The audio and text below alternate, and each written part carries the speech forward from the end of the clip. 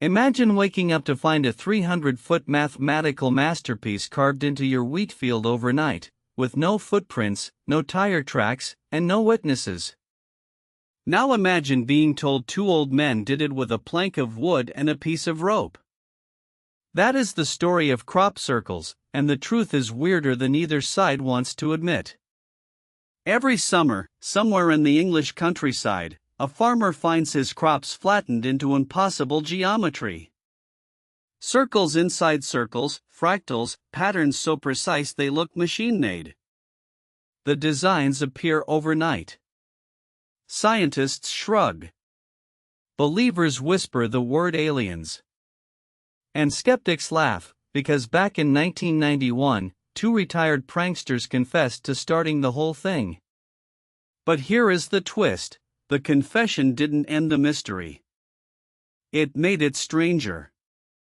Today we are walking through the 5 secrets about crop circles that both believers and debunkers would rather you didn't know.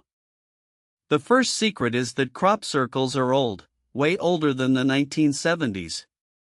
The most famous early report is a 1678 pamphlet called the Mowing-Devil, about a farmer who swore he would rather let the devil harvest his crops than pay for the job.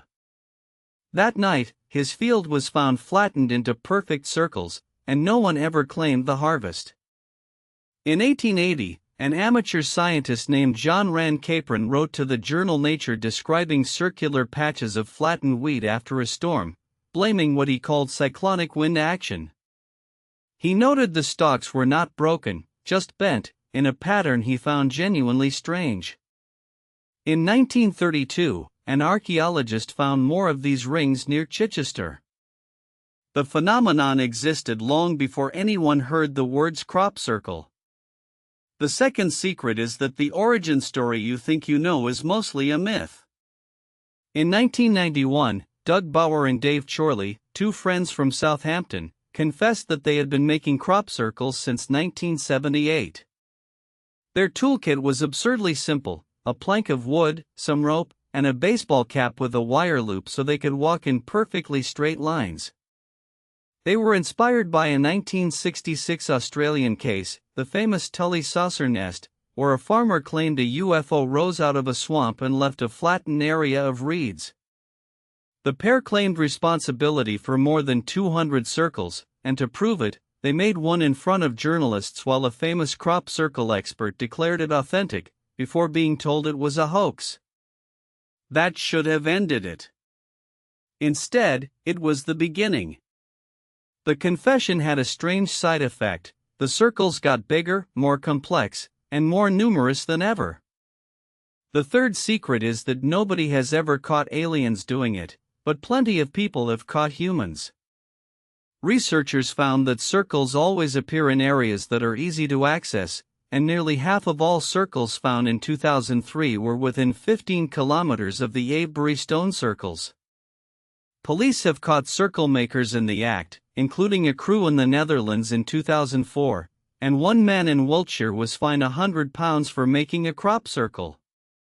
Even Stephen Hawking said that corn circles are either hoaxes or formed by vortex movement of air. And Carl Sagan concluded that crop circles were created by Bauer, Chorley, and their copycats, and that UFO believers ignore the evidence because they want to keep believing. Yet here is what the skeptics rarely mention: when researchers tried to recreate the most complex formations, it took teams of experienced makers several hours, working in daylight, with modern tools. 2 pensioners in the dark with a plank, never once caught? That is itself a kind of miracle.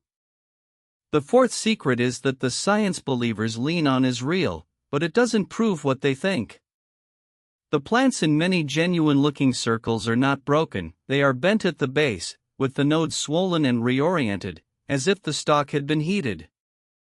This is a real, documented observation, and it is the strongest evidence cited by people who believe the circles are paranormal. But it has a boring explanation.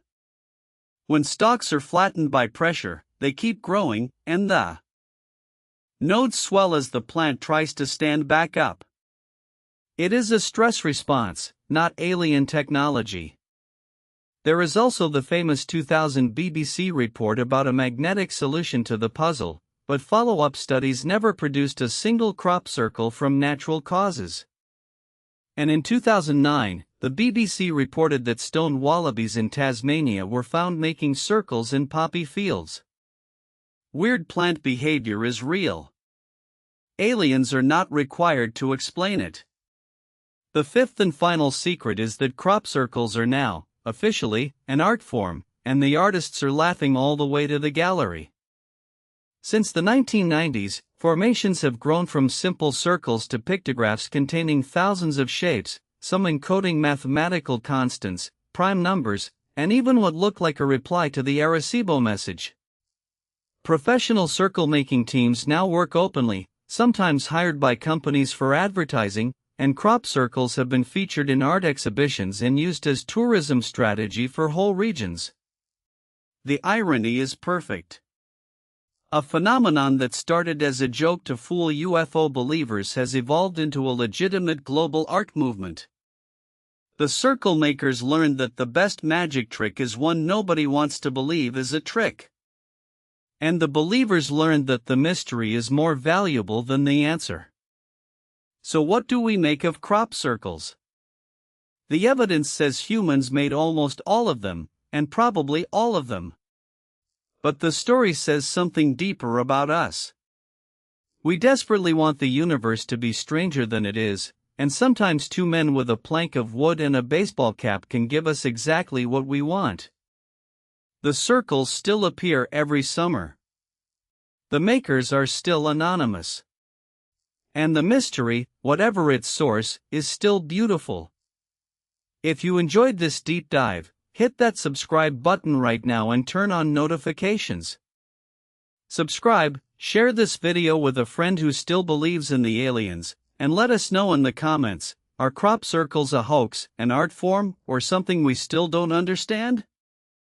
Thanks for watching, and we will see you in the next one.